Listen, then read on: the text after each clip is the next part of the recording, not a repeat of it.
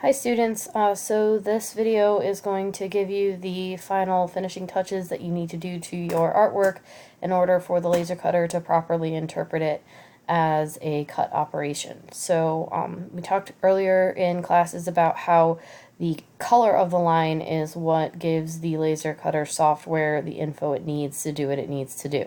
So having unnecessary color information in your file can confuse the laser cutter software and cause issues.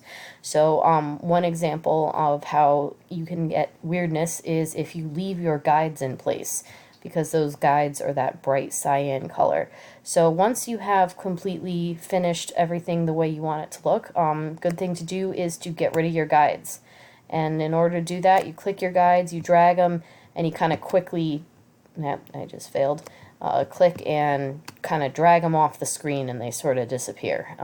That's the best I can describe it. You just have to try it. So once your guides are gone, the next thing we're going to do is we're going to go up to Edit.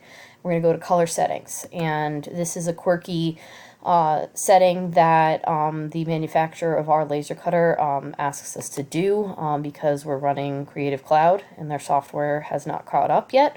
We want to make sure that under Settings we have the option Emulate Adobe Illustrator 6.0 selected. So whatever you have here, make sure you change it to this. Then you click OK.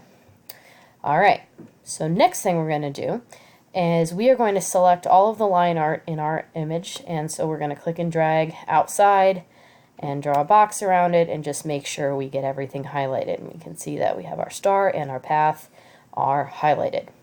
So we're going to migrate here, make sure we have our Properties tab open, and we are going to confirm that our fill is actually that transparent, which is denoted by that red slash. If it isn't, you can click on it and click the red slash. Next, we are going to confirm that our line is, quote, true red. So sometimes we get this weirdness. It says CMYK red, but it's lying. So we're going to double click on that red swatch, and that's going to bring up our color panel. So you may or may not see this on your end, but if it does, you can just delete CMYK and change it to red. See how we have RGB as our color mode, so that is good. And like we discussed in class, make sure that the red is turned all the way up to 255 and that green and blue are both turned down to 0. So confirm that that's okay. We hit OK, and then we click outside. So now our line is colored the way we want. The last thing that we do is under stroke weight, we do a 0.001 and we hit enter. And what that does is that makes our line super skinny.